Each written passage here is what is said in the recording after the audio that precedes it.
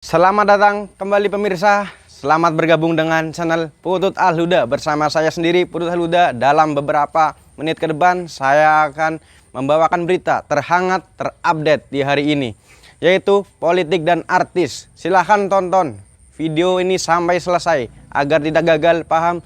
Salam waras, salam NKRI. AKBP Acai lolos dari jerat skenario Sambo karena ada di Bali saat diminta utak-atik CCTV. Nasib baik agaknya masih memihak AKBP Ari Cahya Nugraha alias Acai. Dia lolos dari skenario kebohongan Verdi Sambo di kasus kematian Nofriansyah Yosua Huta Barat atau Brigadir J. Padahal, Acai nyaris dilibatkan dalam pengondisian rekaman CCTV di sekitar TKP penembakan Yosua di rumah dinas Sambo di Kompleks Polri Duren 3, Jakarta Selatan. Namun, ketika itu dia tidak sedang berada di Jakarta.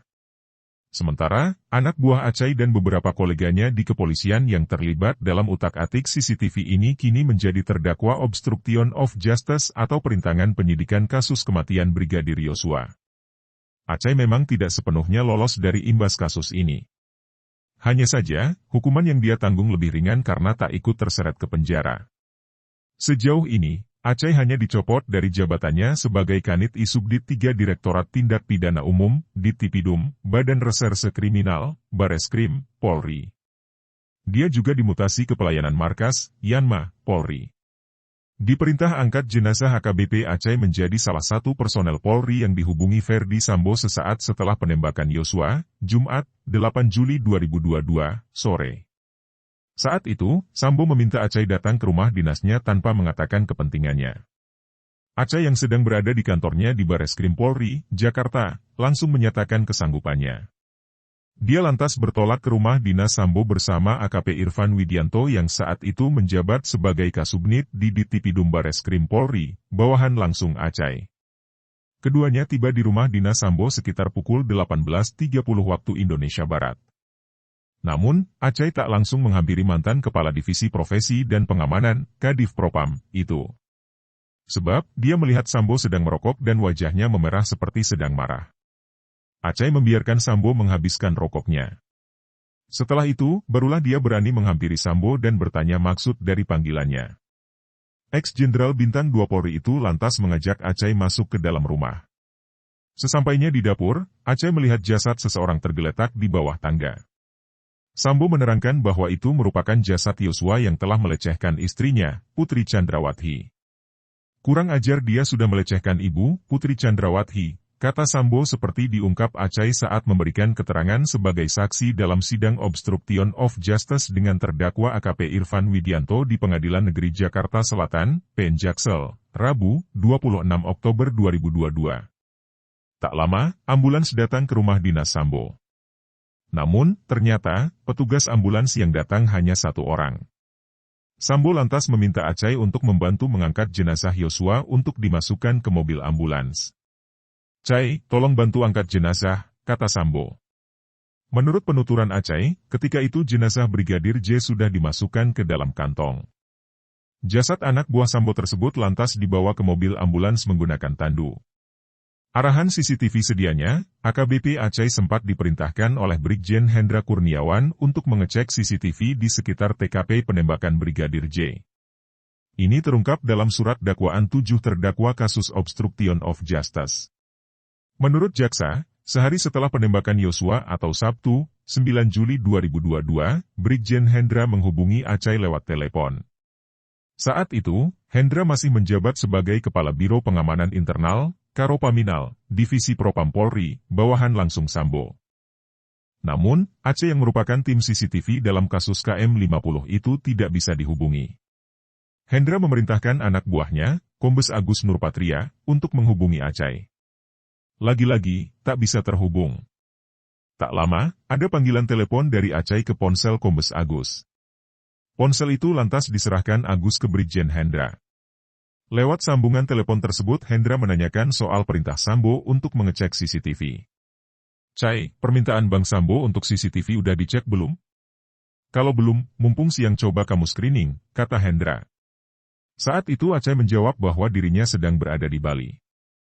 Acai juga mengatakan, dia akan mengutus anak buahnya bernama AKP Irfan Widianto untuk menemui Brigjen Hendra dan Kombes Agus akan mengurus soal CCTV tersebut. Rangkaian peristiwa ini tertuang dalam dakwaan jaksa. Sementara, Acai membantah bahwa dalam pembicaraan antara dirinya dan Brigjen Hendra ada arahan soal CCTV. Membantah cerita versi Acai sedikit berbeda dengan dakwaan jaksa. Dalam penuturannya di persidangan, Acai menyebut bahwa dirinya baru tiba di Bali pada Sabtu, 9 Juli 2022, sekitar pukul 13 WITA. Saat menunggu barangnya tiba dari bagasi pesawat, Acai menyalakan ponsel. Dia mendapati bahwa ada panggilan tak terjawab, missed call, dari Brigjen Hendra dan Kombes Agus. Acai lantas menelepon balik Brigjen Hendra dan Kombes Agus, namun keduanya tidak menjawab. Oleh karenanya, dia melanjutkan perjalanan menuju hotel. Saat itulah, ponselnya berdering yang ternyata panggilan dari Kombes Agus. Dia menanyakan posisi Acai. Acai menjawab bahwa dirinya sedang berada di Bali. Tak lama, telepon beralih ke Brigjen Hendra. Sama dengan Agus, Hendra juga menanyakan keberadaan Acai. Mengetahui perwira menengah Polri itu tengah berada di Bali, Hendra sempat menyindirnya. Acai posisi di mana? Tanya Hendra. Saya di Bali, Jenderal, balas Acai. Wah, enak sekali. Kami di sini masih kerja, Acai di Bali liburan, sentil Hendra. Siap, Jenderal, tidak liburan. Saya ke Bali dalam rangka menghadiri resepsi teman nikah, sudah atas izin direktur, jelas Acai. Oh, ya sudahlah kalau gitu, kata Hendra lagi. Selanjutnya, menurut Acai, Hendra bertanya ke dirinya apakah ada anak buahnya yang bisa datang ke Kompleks Polri Duren 3 hari itu untuk melakukan screening CCTV. Namun, Acai mengaku sinyal ponselnya tidak stabil sehingga dia tak mendengar jelas arahan dari Hendra maupun Agus. Apakah saudara saksi masih ingat, Cai, permintaan Bang Sambo untuk CCTV sudah dicek belum? Kata jaksa dalam persidangan. Seingat saya tidak ada pembicaraan itu, jawab Acai. Atau, kalau belum mumpung siang kamu screening, lanjut jaksa lagi. Setahu saya tidak ada. Mungkin karena posisi kami di atas tol laut itu sinyal kurang bagus, saya tidak mendengar itu, klaim Acai. Yakin, cecar jaksa. Yakin, jawab Acai. Dicopot sebelum kasus kematian Brigadir Yosua bergulir, Acai menjabat sebagai Kanit Isubdit 3 Dirtipidum Bareskrim Polri. Dia lantas dimutasi ke Yanma Polri pada 22 Agustus 2022 bersama 24 polisi lain yang diduga melanggar kode etik kasus kematian Brigadir J. Acai juga sempat dikurung di tempat khusus, Patsus, selama beberapa hari imbas kasus ini. Dia bebas dari Patsus pada 9 September 2022. Sementara, 7 orang polisi kolega Acai menjadi terdakwa perintangan penyidikan atau obstruction of justice. Satu di antaranya yakni Ferdi Sambo yang belakangan dipecat dari jabatan Kepala Divisi Profesi dan Pengamanan, Kadif Propam, Polri. Lalu, 6 personel Polri lain yang jadi terdakwa yakni Brigjen Hendra Kurniawan, Kombes Agus Nurpatria, AKBP Arif Rahman Arifin, Kompol Baikuni Wibowo, Kompol Cak Putranto, dan AKP Irfan Widianto. Ketujuh terdakwa dijerat pasal 49 Yungto pasal 33 U nomor 19 tahun 2016 tentang perubahan atas U nomor 11 tahun 2008 tentang informasi dan transaksi elektronik Yungto pasal 55 ayat 1, pertama KUHP. Para terdakwa disebut jaksa menuruti perintah Ferdi Sambo untuk menghapus CCTV di tempat kejadian perkara, TKP, tewasnya Brigadir J.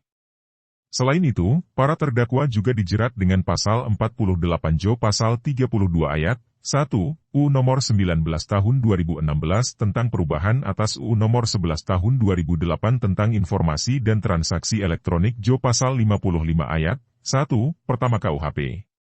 Kemudian, sejumlah anggota polisi tersebut juga dijerat dengan pasal 221 ayat 1, kedua Jo pasal 55 ayat 1, pertama KUHP.